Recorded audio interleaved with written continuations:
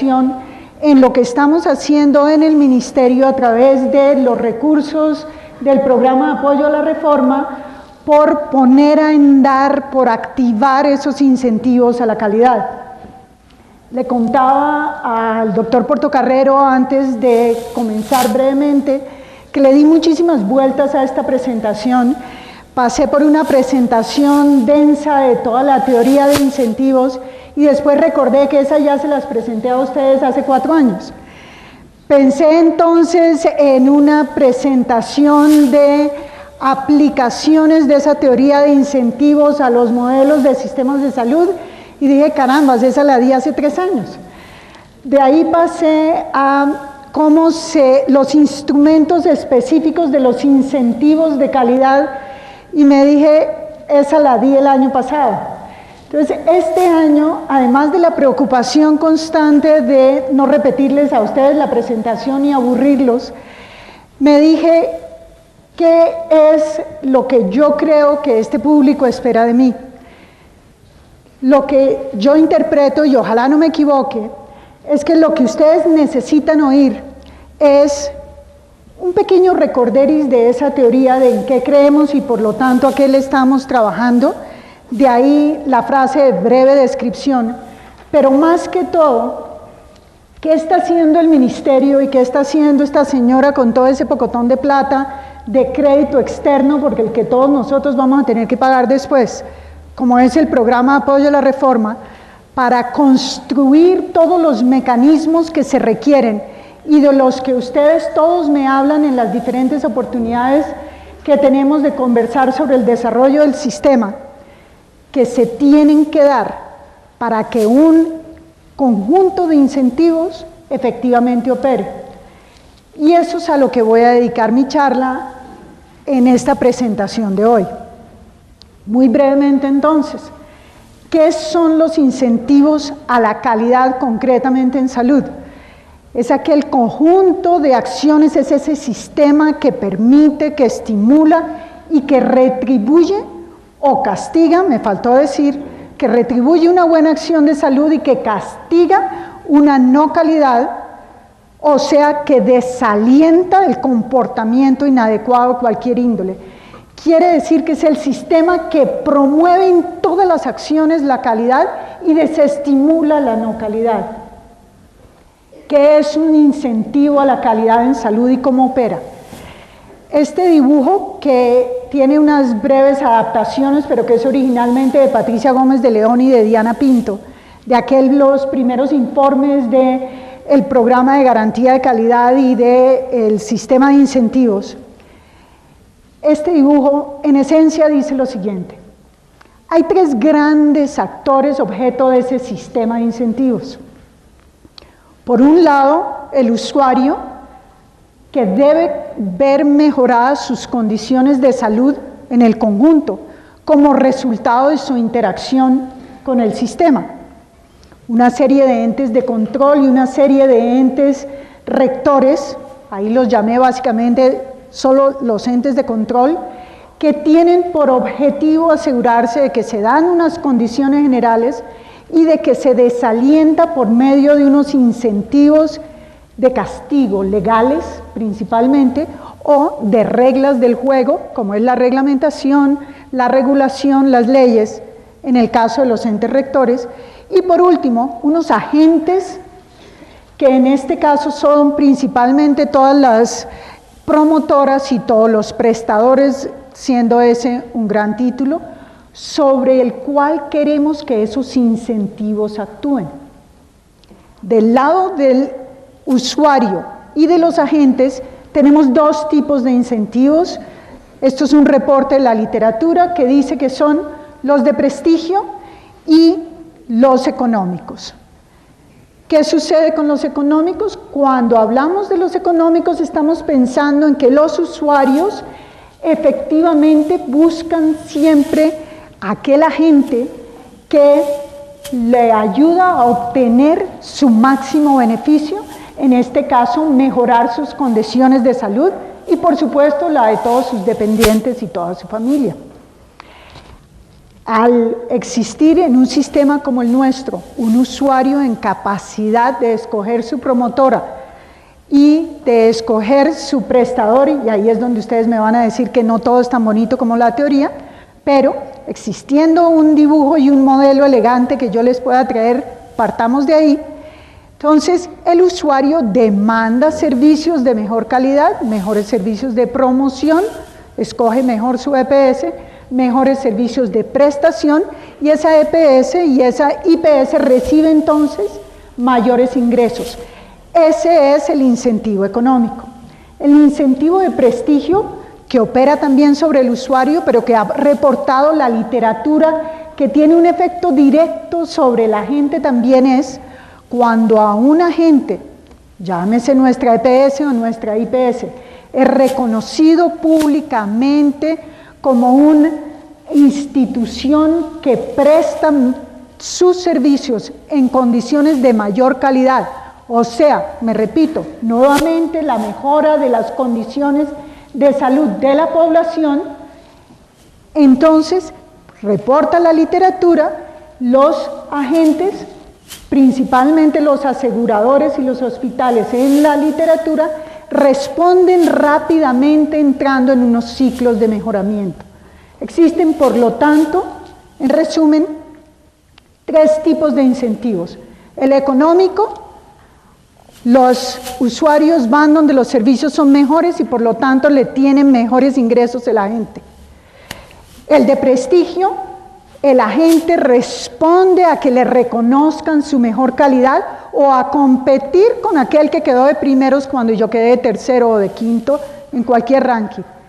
Y a los incentivos legales, que son a los premios a participar o el ser alentados a participar en nuevas actividades o el ser sancionado por su no calidad. Todo eso está mediado por una enorme cantidad de información. Ante este dibujo tan bonito y esa teoría tan perfecta, la pregunta, que es lo que quiero tratar de comenzar a contestarles a ustedes hoy, es: ¿qué se requiere en nuestro país para que los incentivos induzcan calidad? Vamos a tratar de contestar esa pregunta, o voy a intentar contestar yo esa pregunta, hablando de los tres niveles en los cuales opera nuestro sector. El primer nivel es ese nivel donde se define el sistema. Es el sistema de competencia regulada, que es el modelo de sistema en el cual está completamente enmarcado nuestro sistema de salud, que debe, si el modelo está bien diseñado y bien implementado frente a ese diseño, generar inmediatamente competencia por calidad. Es a lo que se le apostó cuando se creó el sistema de salud. En ese nivel macro, esa lógica del sistema, se requieren entonces una serie de acciones para que se comiencen a aprender, a estimular, a desarrollar los incentivos por calidad. El primero de ellos es la evaluación de la implementación del sistema y su capacidad de inducir competencia por calidad, que es lo que se supone que el sistema hace. Lo segundo es la revisión de la normatividad de todo el sector y de aquella particularmente por medio de la cual se activan esos incentivos de calidad. El siguiente es el fortalecimiento del ente rector del sistema. En este caso, el Ministerio de la Protección Social, y claramente la difusión de todas las acciones y resultados y, por supuesto, la información a los usuarios. Fíjense entonces que en el nivel macro, en el nivel grande, son muchas las acciones y las instituciones que deben fortalecerse para que toda esta teoría elegante efectivamente se dé. El nivel meso, que es el nivel de las interacciones entre las instituciones, que es lo que más vivimos nosotros en nuestro día a día y a lo que más le trabajamos en el día a día en el sistema de salud, es aquel que determina la capacidad de los usuarios y de los entes de control de inducir ese mejoramiento en las promotoras y en los prestadores, que es de lo que se tratan estos incentivos. Esas relaciones de los actores requieren entonces información oportuna y completa. Repito, información, la segunda vez que lo menciono. Requiere desarrollo, implementación, evaluación y ajuste permanente del sistema de garantía de calidad.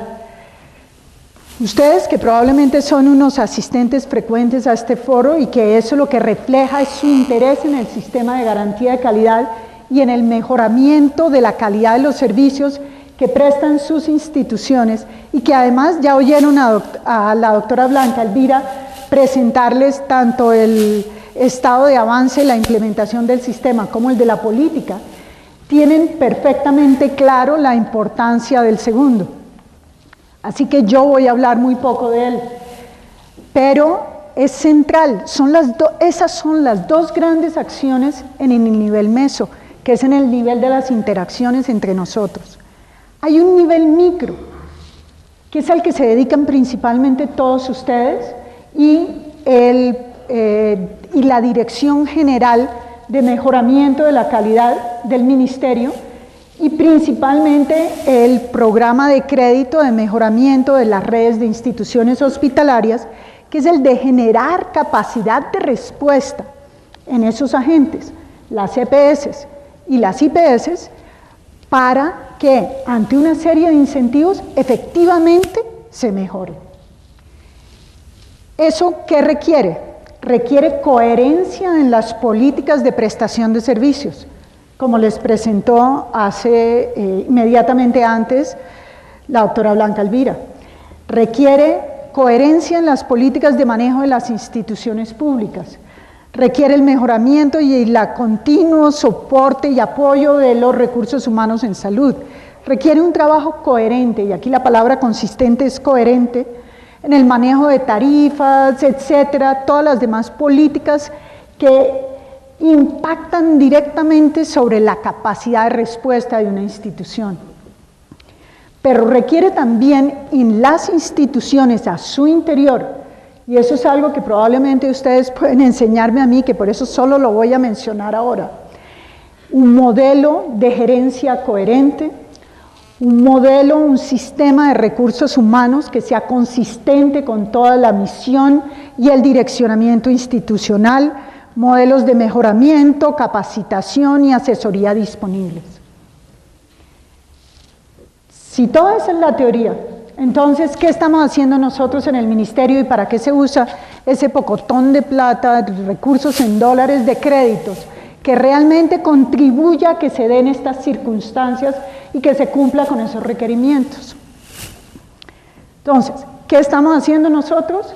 El Programa de Apoyo a la Reforma, el PARS, se encuentra financiando múltiples proyectos con el objetivo de hacer efectivos todos esos incentivos, y estamos concentrados en el nivel macro y en el nivel meso, o sea, en la lógica del sistema y en las relaciones entre los actores. De lo micro se encargan el Centro de Gestión Hospitalaria, el Ministerio, como mencioné, a través de los programas de la Dirección General de Calidad de Servicios, y en la mayoría de los casos son todos ustedes, y la respuesta de todos ustedes a acciones como las nuestras, como las del centro y como de tantos otros que están allá afuera, decididos y dedicados y comprometidos con el mejoramiento de la calidad. Del nivel micro no voy a hablar hoy entonces. Hablamos de las acciones del nivel macro. Lo primero que les mencioné es que se necesita hacer evaluación del sistema. Nosotros en el ministerio tenemos que ser absolutamente crudos frente a qué es lo que de verdad hemos logrado. ¿Qué es lo que de verdad hemos logrado frente a los objetivos que nos propusimos? Y los objetivos que nos propusimos siempre han sido el mejoramiento de las condiciones de salud de la población a través de un sistema de competencia regulada que promueve la competencia por calidad y que induce el mejoramiento de la calidad de esos servicios que nosotros creemos y estamos convencidos producen mejoramiento de la salud de la población. Ese círculo es el que nosotros tenemos que revisar. Para ello, El programa de apoyo a la reforma contrató y ha apoyado directamente el desarrollo de cuentas nacionales de salud, los estudios de evasión y elusión, estudios del financiamiento del sistema y algunos otros que ya ustedes conocen, que tienen algunos años y que no les voy a presentar hoy. Hemos trabajado muy duro, y ese era el segundo requerimiento que les listé hace un par de minutos, en el ordenamiento normativo. El ordenamiento normativo es una tarea de la cual estoy muy orgullosa. No entiendo ni la mitad de lo que hacen los abogados a cargo de ello, pero lo que buscan es que se tome todas las normas de salud, de riesgos profesionales y de pensiones y se hagan coherentes. ¿Quiénes hacen eso y cómo lo hacen? Entonces les voy a entrar en un poquito de detalle para que ustedes sepan la clase de instrumento que está a punto de sacar Presidencia de la República. Hay un gran equipo de expertos conformados por un exmiembro de la Corte Constitucional, especialista en seguridad social, el magistrado Herrera, una exmiembro del Consejo de Estado, especialista en seguridad social, la consejera Pedraza, una experta en ordenamiento normativo, la doctora Diana Remolina, una mujer que sabe cómo hacer que las normas sean coherentes y consistentes y que no induzcan dificultades entre sí, una experta en pensiones, un experto en salud, un experto en riesgos profesionales y un grupo de abogados jóvenes que han pasado muchísimo tiempo haciendo primero un inventario de todas las leyes, decretos, leyes, acuerdos del IS, decretos reglamentarios, acuerdos del Consejo Nacional de Seguridad Social de Salud y jurisprudencia de las Cortes Constitucional y de Suprema de Justicia y el Consejo de Estado desde 1886 hasta la fecha. En salud, pensiones y riesgos profesionales encontraron 478 leyes vigentes. Por lo tanto, todos sus reglamentarios están vigentes. Eso genera, he aprendido de oírlos a ellos, una buena parte de las dificultades que tenemos y que no permiten activar una serie de incentivos de calidad. ¿Qué pasa? Hay confusión sobre cuáles son las reglas del juego. Las normas, las leyes son las reglas. Y si las reglas no están claras, mal podemos los que tenemos que aplicarlas o los que deben acatarlas en su diario operar, saber exactamente qué tienen que hacer, no confundirse con ellas y responder ágilmente, conociendo las importantes y las claras, e ignorando todo aquello que nada tiene que ver y que solo genera confusión. Hemos hecho entonces, a partir de ese inventario, hicieron ellas, yo soy la barra, una revisión exhaustiva de la vigencia de cada uno de los artículos, de cada uno de esos decretos, acuerdos y leyes, para saber si alguna de ellas había sido derogada explícitamente, o alguna de ellas había sido derogada implícitamente. Una derogación implícita, me van a perdonar los abogados, descubrí hace poco, quiere decir que en la estructura de la norma más reciente del mismo nivel es la que está vigente, por lo tanto, si hay alguna antigua que le es contraria, eso queda derogado, pero ellos tienen que hacerlo explícito para que los demás no nos confundamos con ellos. Ese trabajo lo hicieron, pasaron más de año y medio. Imagínense, con todas esas normas para revisar, y de eso quedó un cuadro de control que me dicen los abogados, es un documento valiosísimo en el que está la revisión de cada artículo y el por qué está vigente o el por qué no está vigente. Ese cuadro de control en este momento estamos a punto de ponerlo a disposición de toda la población.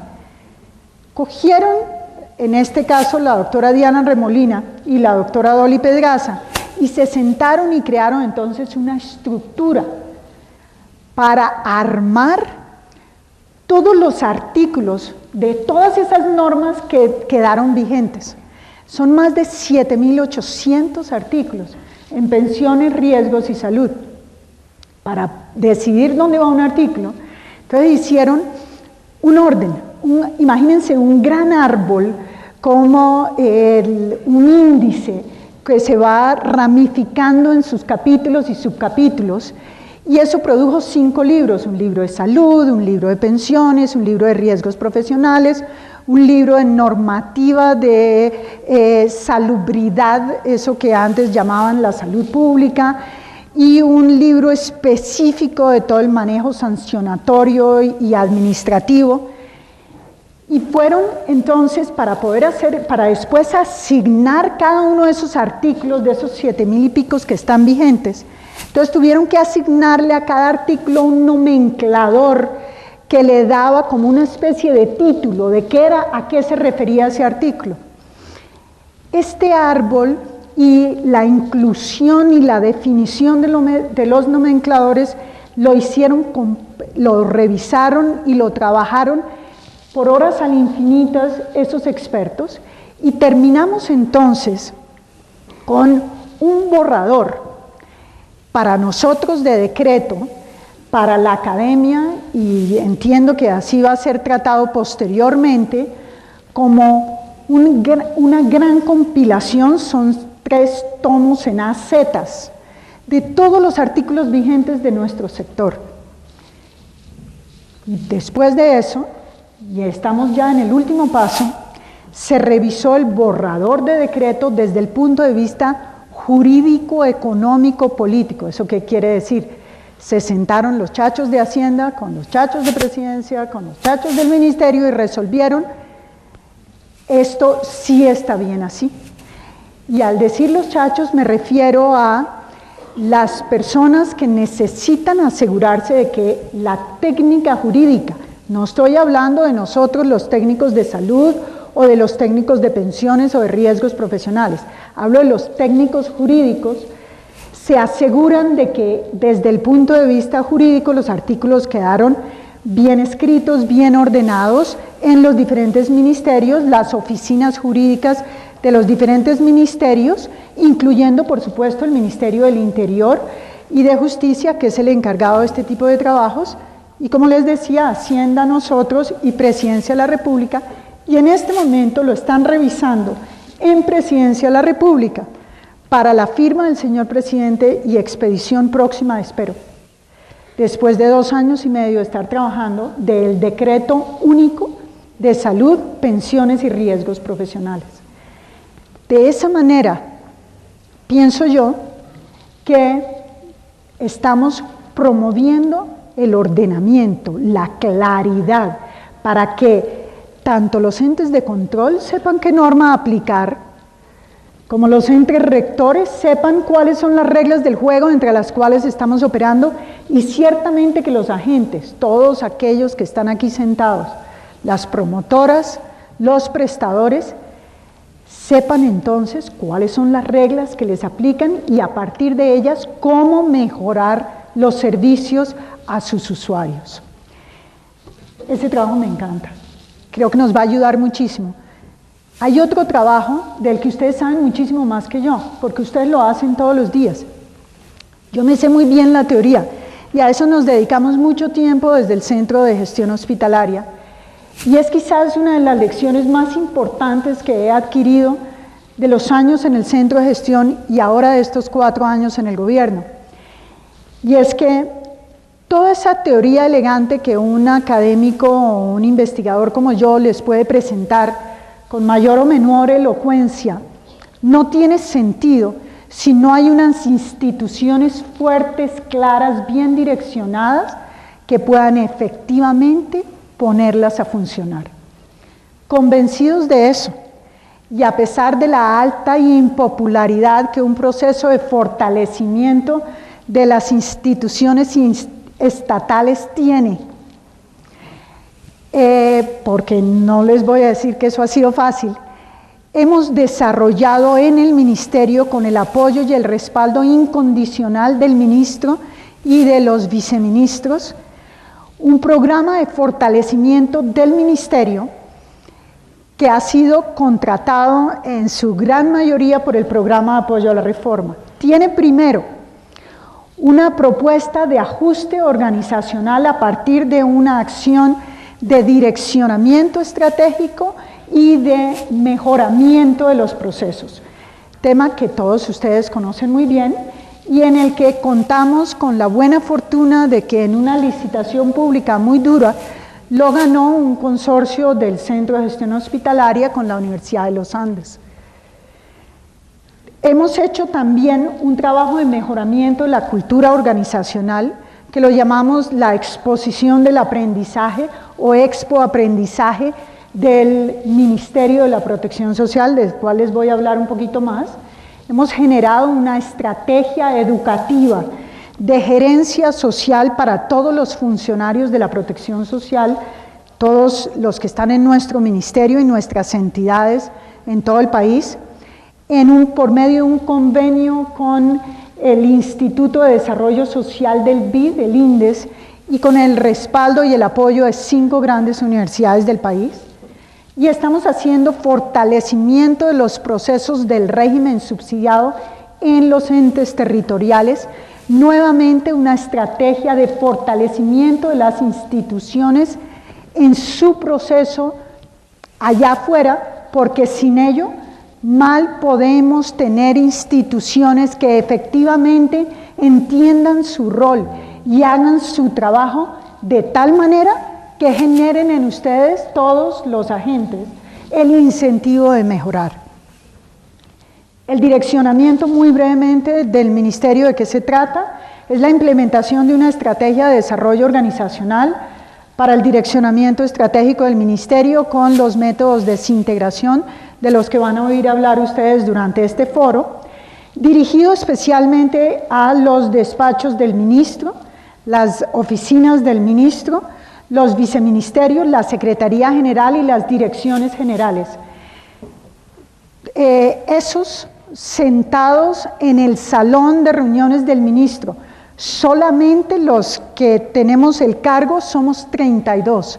El Ministerio de la Protección Social es enormemente grande y enormemente complejo y necesita entender su rol, su misión, su actuar, sus procesos, mejorar su cultura para efectivamente lograr cumplir con la misión de construcción de nuestro sistema de salud y de todo el sistema de la protección social de una manera coherente que efectivamente incentive el mejoramiento de la calidad. De lo contrario, tenemos un ente rector débil, desconectado del sistema, o peor aún, actuando sin quererlo en contra del sistema porque induce en los agentes un comportamiento que no es el que se requiere. Por decir esto y salir a hacerlo es terriblemente difícil porque son muchos los que creen que con darle a una entidad en el papel unas funciones, para eso hay un decreto muy bueno, que con eso basta, que el ministerio lo que necesita es una claridad de sus funciones y una estructura organizacional que en teoría refleje esas funciones. Sin embargo, las entidades del Estado requerimos, y mis colegas que trabajan en entidades del Estado, de los que veo muchas caras y estoy seguro de que estoy viendo otras que no me son tan conocidas, necesitamos una claridad en cómo nuestro quehacer del día a día efectivamente conduce al logro de nuestros objetivos misionales. Y más cuando se está en una entidad que está sometida al nivel de presiones como es el Ministerio de la Protección Social. El Ministerio de la Protección Social debe responder ante todos ustedes por el sistema de salud. Alabado sea el Señor y me congratulo enormemente. En nuestro país, en los últimos 15 años, el sistema de salud pasó de ser un sistema de relativa poca importancia política, en el que básicamente trabajábamos los profesionales de la salud y todos los relacionados, pero el resto del país no le ponía mucha más atención, a ser el centro de los debates de primera página de los periódicos, de las editoriales, de las campañas políticas, de las cuentas de cobro a un presidente, a un ministro, a un político, a un gobernador. Todos nosotros estamos en este momento en una capacidad de influir que no teníamos hace 15 años. El candidato favorito de todos para responder a los despachos del ministro, las oficinas del ministro, los viceministerios, la Secretaría General y las direcciones generales. Esos sentados en el salón de reuniones del ministro, solamente los que tenemos el cargo somos 32. El Ministerio de la Protección Social es enormemente grande y enormemente complejo y necesita entender su rol, su misión, su actuar, sus procesos, mejorar su cultura para efectivamente lograr cumplir con la misión de construcción de nuestro sistema de salud y de todo el sistema de la protección social de una manera coherente que efectivamente incentive el mejoramiento de la calidad. De lo contrario, tenemos un ente rector débil, desconectado del sistema o, peor aún, actuando sin quererlo en contra del sistema porque induce en los agentes un comportamiento que no es el que se requiere. Por decir esto y salir a hacerlo es terriblemente difícil porque son muchos los que creen que con darle a una entidad en el papel unas funciones, para eso hay un decreto muy bueno, que con eso basta, que el ministerio lo que necesita es una claridad de sus funciones y una estructura organizacional que en teoría refleje esas funciones.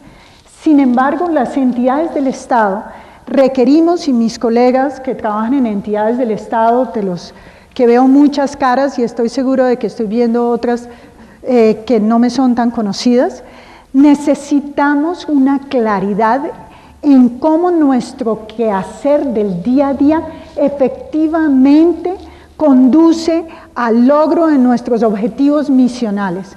Y más cuando se está en una entidad que está sometida al nivel de presiones como es el Ministerio de la Protección Social. El Ministerio de la Protección Social debe responder ante todos ustedes por el sistema de salud. Alabado sea el Señor y me congratulo enormemente.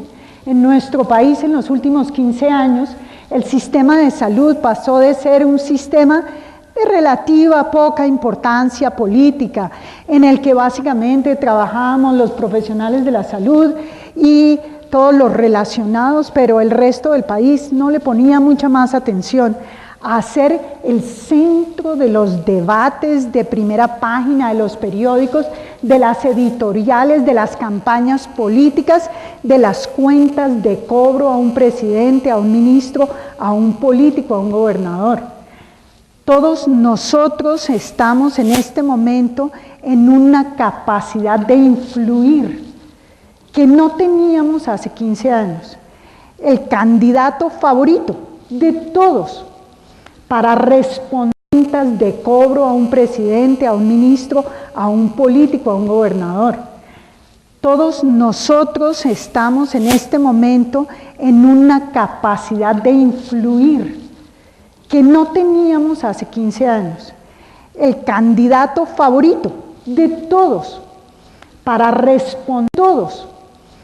responder a todas esas necesidades y a todo ese interés afortunado que hay en nuestro sector, es el ministerio. Entonces, en el ministerio la tendencia es a responder a lo exterior. La tendencia no es para nada natural la de construcción de lo interno, para poder responder entonces a todas las presiones y responsabilidades del exterior. me atrevo a decir hoy aquí, habla solamente Teresa Tono, que el problema no es de si somos muy grandes, de si nos fusionaron con trabajo, el problema no es de quién es el ministro, el problema no es de quiénes son los viceministros, no. Lo importante en nuestro ministerio es que tengamos una claridad entre las directivas de a qué le trabajamos, de cómo las tareas y responsabilidades del uno empatan con la otra para cumplir con esa misión, de cómo nuestro quehacer del día a día se hace en unas condiciones que efectivamente cada uno de nosotros, los funcionarios, tiene con qué trabajar, toda nuestra cultura del día a día. En el ministerio, eso es difícil de construir, en las entidades públicas eso es muy duro de construir. A eso le hemos dedicado un esfuerzo muy grande, para sorpresa de algunas entidades de control, debo decir, y para temor de quienes me vigilan, para que yo no los meta en líos con las entidades de control, por supuesto. Procesos. Hemos trabajado con una identificación de procesos actuales, proponiendo e implementando el mejoramiento de los procesos de todo el ministerio, haciendo propuestas proactivas, desarrollando nuevos procesos, y somos tan optimistas que vamos a certificar ISO uno de los procesos misionales principales del ministerio. Esto todo está en ejecución en este momento. Si no, pregúntenle al doctor Portocarrero lo duro que es luchar con el ministerio en un proyecto como este. Tenemos una actividad que aparenta ser trivial, pero de la que estoy profundamente orgullosa también, y es un proceso de cultura organizacional donde los funcionarios cada 15 días, durante todo un día viernes y financiado por el programa de apoyo a la reforma, les damos materiales, les damos tinto, le pedimos a los jefes que les den el tiempo libre, se disfrazan y de una manera juguetona, lúdica, divertida, le cuentan al resto del ministerio, de las entidades que trabajan con nosotros, qué es lo que hacen. Con enorme frecuencia bajan los funcionarios, porque el ministerio es un edificio grandote y todo esto lo hacemos en el primer piso, en el mezanine, y se sorprende de lo que esas personas que se encuentran en los corredores o sencillamente en el ascensor hacen. Los amigos de control interno y los de control disciplinario se disfrazaron de policías para mostrar que no eran los policías y para mostrar sus métodos de mejoramiento de la gestión, etcétera. Estamos finalizándolo, en mi opinión ha servido muchísimo para que nos conozcamos y entendamos. Trabajamos también en el nivel macro, en el fortalecimiento del régimen subsidiado, como les decía, a través de la estrategia de asistencia técnica del régimen subsidiado. Se hizo un desarrollo de metodología basada en asistencia directa a las secretarías de salud, pero también el desarrollo en las regiones de unos diplomados para los funcionarios para que entiendan el régimen subsidiado y sus 4 procesos fundamentales y cómo operarlos en los territorios. Se seleccionaron 99 municipios objeto de la asistencia técnica con una metodología que ha sido ampliamente difundida en el sector público. Se firmaron acuerdos de compromiso con gobernadores y municipios y si no se firmaba el acuerdo no se les daba la asistencia técnica para que efectivamente ellos se comprometieran a mejorar los procesos, a darles permiso a los funcionarios, a premiar el mejoramiento. Se hizo levantamiento y estandarización de los procesos y procedimientos del régimen subsidiado en el nivel local, en los 99 municipios. Se desarrolló una caja de herramientas educativas y se distribuyó esa caja de herramientas educativas a los municipios, a todos los municipios del país, a los 1080 y pico. Se desarrolló y se aplicó el diplomado en 5 regiones del país, en apoyo de 5 universidades que trabajaron en este proyecto. Este proyecto se acaba de terminar, así que todo esto ya está concluido.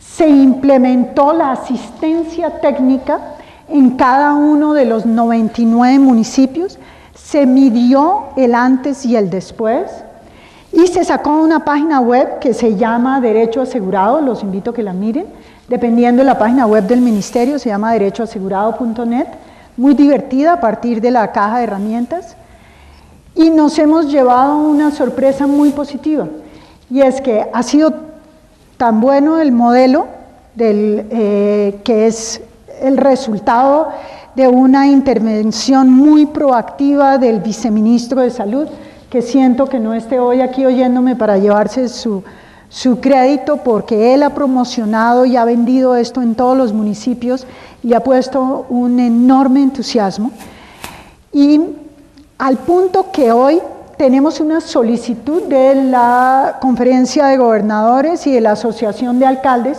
para que esto se replique en los otros 900, casi 1000 municipios del país, y en este momento se está armando la propuesta para que con recursos del FOSIGA se le lleve la caja de herramientas y se le dé asistencia técnica a los otros 900 y tantos municipios del país, y es lo que yo entiendo se va a hacer en los próximos 4 años. Acciones del nivel meso. Aquí las más importantes, por supuesto, son información y, como les decía, el sistema de garantía de calidad. El sistema de información es la tarea a la que yo dedico más tiempo después de cumplir con todos los requerimientos jurídicos, burocráticos y administrativos de los recursos de crédito. ¿Por qué? Para mí es muy claro que todo el sistema de incentivos, como les mostré en el primer dibujito elegante de Patricia y de Diana, requiere información. Ninguno de los incentivos que estamos proponiendo va a funcionar a cabalidad si no hay información a todo nivel. Requieren información a nivel micro, y por eso todos ustedes le trabajan a los sistemas de información de sus entidades, y por eso van mucho más adelantados que el ministerio. Pero también requiere el sistema de información del ministerio y de las entidades que deben interactuar con el ministerio en el día a día. En nuestro sector de la protección social, en ese sistema de la protección social estamos salud, pensiones, asistencia social, riesgos profesionales y, por supuesto, todo el sistema de empleo, todo el sistema laboral. Tenemos allí en instituciones con las que interactuar al interior de nuestro sistema 48,000 proveedores de servicios de salud, prestadores de todas las categorías, más o menos unas 200 promotoras, unas 730 agencias de empleo públicas y privadas, 15 fondos de riesgos profesionales, 8.500 instituciones de varios tipos de asistencia social y los 20 megafondos de pensiones de nuestro país. Como si eso fuera poquito, el ministerio interactúa en el día a día con otras 450 instituciones, unas más, unas menos, oficinas municipales, oficinas departamentales, otros aseguradores y proveedores no de salud, entidades de control de todas las clases, reguladoras de todas las clases, otros ministerios, pues nosotros interactuamos con Hacienda con frecuencia más que con algunas secretarías de salud, otras entidades departamentales y ciertamente el sector financiero.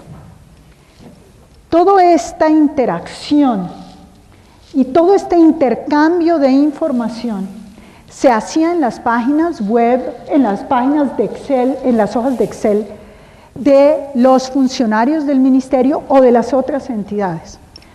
Nosotros necesitábamos, y no teníamos al principio de este gobierno, un instrumento que, centrado en nuestros grandes procesos, nos permitiera gestionar nuestros procedimientos, nuestros procesos más básicos, más allá de la hoja de Excel o del access en el computador de los funcionarios específicos. Nos sentamos al principio de este gobierno y nos preguntamos a qué le dedicamos 7 millones de dólares que tiene el programa de apoyo de la reforma, designados específicamente al sistema de información del ministerio. Con 7 millones de dólares no se desarrollan todos los aplicativos misionales de una entidad como la nuestra, ni muchísimo menos se hace conectividad. Entonces, Contamos con la buena fortuna de que alguien muy pertinentemente nos hizo las preguntas más importantes. ¿A qué se dedican ustedes? Nuevamente el direccionamiento, Rodrigo, doctor Iván Darío, es ¿cuál es nuestra misión? ¿A qué nos dedicamos? Pues a regular, a dirigir, ¿no es cierto? ¿Qué necesitamos para eso? Información y capacidad de respuesta a través de las normas, de las regulaciones o de las sanciones. ¿Qué necesitamos entonces? Gestión de datos. Nosotros estamos dedicados en nuestro sistema de información, como les voy a mostrar, a la gestión de los datos. Pero ¿cuáles son los principales procesos que tiene el Sistema General de Seguridad Social en Salud? Uno, manejo de todos los recursos. En el sistema de la protección social manejamos la mitad de los recursos no dedicados a deuda externa del presupuesto nacional, la mitad, óiganme bien. Una tercera parte del PIB pasa por nuestra regulación. Salud es un componente gigantesco de esto, solo superado por pensiones. Y no teníamos información siquiera para ver estos números. Entonces hay un módulo específico y una serie de direcciones del ministerio dedicados al seguimiento de las finanzas de esos 5 sectores. Actuamos en toda nuestra norma a partir de nuestro sistema de protección social y del sistema de seguridad social en salud. Un modelo de aseguramiento con un gran modelo de asistencia social. Entonces, nuestros módulos en el sistema de información, a un lado, gestionan y recogen todos los datos del aseguramiento, tanto en salud como en pensiones como en riesgos, como de la asistencia social, que es todo el trabajo que hacemos a través del ICBF y todas las demás instituciones que les mencioné que trabajan en asistencia social y todos los servicios que se le entregan directamente a las personas. Registramos ahí los servicios que reciben las personas, aunque sean mediados por el aseguramiento, y por supuesto tenemos un módulo dedicado a aquello que es nuestro gran objetivo: qué necesidades de salud tiene la población colombiana y por lo tanto qué servicios deben recibir ellos para mejorar sus condiciones de salud. A partir de eso nos dimos cuenta que necesitábamos hacer muchísimas cosas y que no nos iban a alcanzar los 7 millones.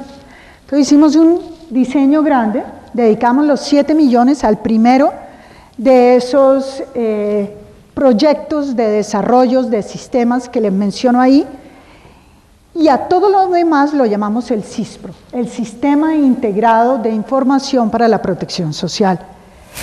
El primero, bajo ese gran paraguas, y esto es dividido así solamente por las fuentes de financiación, esto es un elemento contractual que permea, ¿cómo los llamamos?